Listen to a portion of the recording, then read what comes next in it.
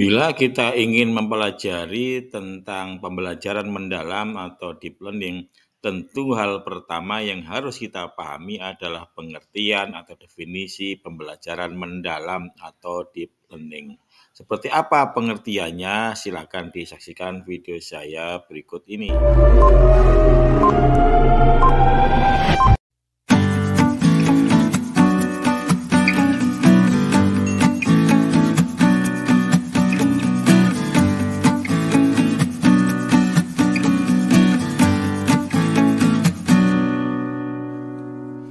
Assalamualaikum warahmatullahi wabarakatuh. Jumpa lagi dengan channel Sahabat Pembelajar. Sobat pembelajar sekalian, kita lanjutkan belajar kita tentang pembelajaran mendalam atau deep learning. Tentu hal yang pertama yang harus kita pelajari, kita pahami dulu adalah tentang definisi atau pengertian pembelajaran mendalam. Nah, selanjutnya nanti kita bisa mempelajari hal lebih lanjut setelah kita paham pengertian dari pembelajaran mendalam. Ini saya ambilkan dari paparan yang diterbitkan oleh Kementerian Dikdasmen, juga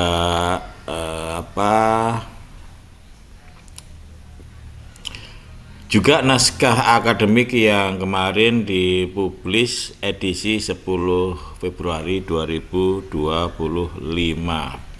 Oke, kita mulai dari pengertian pembelajaran mendalam atau yang diterjemahkan dari deep learning. Nah, inilah pengertiannya ya. Pembelajaran mendalam itu apa? Definisinya atau pengertiannya adalah seperti ini. Pembelajaran mendalam merupakan pendekatan yang memuliakan dengan menekankan pada penciptaan suasana belajar dan proses pembelajaran berkesadaran, bermakna, dan menggembirakan melalui olah pikir, olah hati, olah rasa, dan olahraga secara holistik dan terpadu. Nah, nanti ini kita kupas ya satu persatu komponen-komponen dari definisi ini.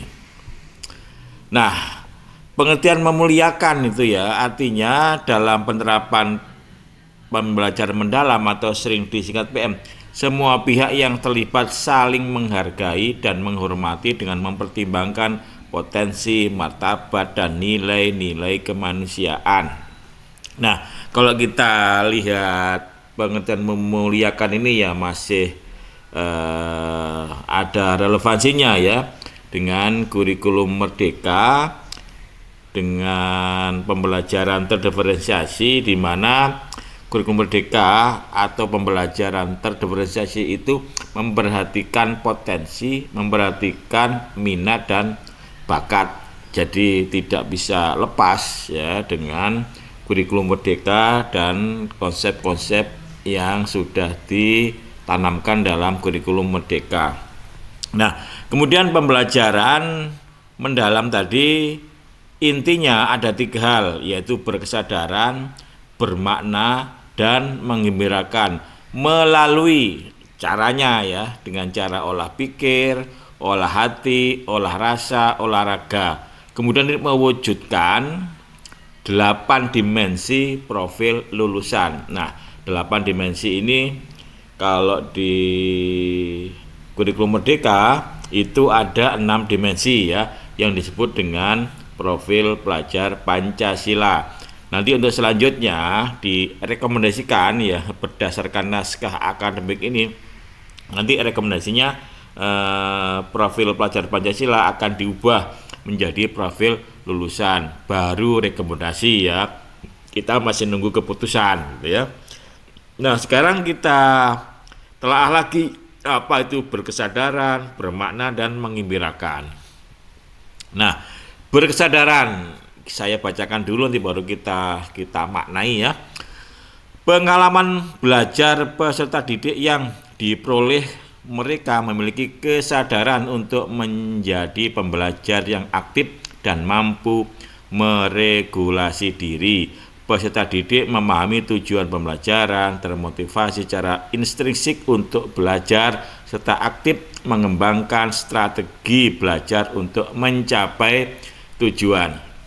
Nah, kalau kita maknai sadar itu artinya ada lawannya adalah linglung ya, atau tidak sadar. Nah, sadar itu ditandai dengan ciri anak itu aktif ya, anak itu aktif untuk mengikuti pembelajaran ya, atau anak terlibat secara mental maupun fisik ketika terjadi proses pembelajaran. Jadi ketika anak itu tidak antusias ya, merasa ogah-ogahan, berarti anak itu tidak mengalami berkesadaran ya. Jadi cirinya kalau anak itu aktif ya, tidak ogah-ogahan, termotivasi, maka menandakan bahwa anak itu sadar ya, sadar bahwa dia sedang belajar atau sedang menuntut ilmu. Nah, sekarang yang kedua bermakna ya, peserta didik dapat merasakan manfaat dan relevansi dari hal-hal yang dipelajari untuk kehidupan. Peserta didik mampu mengkonstruksi pengetahuan baru berdasarkan pengetahuan lama dan menerapkan pengetahuannya dalam kehidupan nyata. Nah, ini ada dua hal ya. Jadi pembelajaran dikatakan bermakna bila pertama cara memperolehnya ya, kemudian setelah memperoleh bagaimana pengetahuan itu digunakan. Nah, cara memperolehnya itu di sini dijelaskan itu dengan cara mengkonstruksi ya, artinya anak itu membangun pengetahuannya sendiri, tentu dengan dibimbing oleh guru ya. Ini kita kenal dengan paham konstruktivis ya. Jadi anak tidak dicekoi gitu ya. Anak harus mampu membangun pengetahuannya sendiri ya. Yang kedua, setelah itu anak akan merasakan manfaatnya bila diterapkan dalam kehidupan sehari-hari. Jadi ketika anak itu membangun pengetahuannya sendiri dan mampu menerapkan, merasa mendapatkan manfaat dari apa yang dipelajari, maka itu terjadilah yang namanya pembelajaran bermakna. Nih, yang ketiga, menggembirakan. Pembelajaran yang menggembirakan merupakan suasana belajar yang positif, menyenangkan, menantang, dan memotivasi. Peserta didik merasa dihargai atas keterlibatan dan kontribusinya pada proses pembelajaran. Peserta didik terhubung secara emosional sehingga lebih mudah memahami, mengingat, dan menerapkan pengetahuannya. Nah, mengibaratkan ini ya tidak harus ya dengan joget-joget, dengan bernyanyi, dengan tepuk-tepuk tangan, ya tidak harus begitu. Kalau mengibaratkan ini kita ibaratkan ketika ada seseorang yang mendaki gunung ya. Mendaki gunung itu kalau kita lihat mungkin lelah, capek, tetapi mereka itu merasa gembira. Mereka merasa itu menyenangkan. Mengapa? Karena itu ada tantangan ya, ada tantangan. Yang kedua, ada rasa ingin tahu ya. Jadi ketika siswa nanti itu ada rasa ingin tahu dan pembelajaran itu menjadi tantangan, itu otomatis akan anak menggembirakan ya. Tapi kalau pembelajaran itu membosankan ya, tidak ada rasa ingin tahu, tidak ada tantangan, maka ini kebalikan dari menggembirakan atau membosankan. Jadi cirinya ya, ketika terjadi keingintahuan anak, ada tantangan, maka pasti timbul suasana yang positif, yang menyenangkan, yang memotivasi. Nah, ini ciri dari pembelajaran menggembirakan. Ada dua ya, setidaknya ada dua, yaitu ada rasa ingin tahu dan ada tantangan. Nah, berikutnya melalui olah pikir, olah hati, olah rasa, olah raga. Nah, dari sini nanti akan muncul berbagai macam pelajaran ya. Walaupun semua mata pelajaran itu dipelajari dengan 4 olah ini ya, disebut mungkin olah-olah gitu ya. Tetapi ada beberapa mata pelajaran itu yang dominan, misalkan kalau IPA, IPS itu dominan ke olah pikir. Kalau agama, kemudian pendidikan Pancasila itu ke olah hati, seni budaya ke olah rasa, kemudian yang pelajaran pendidikan olahraga dan jasmani itu lebih ke olahraga.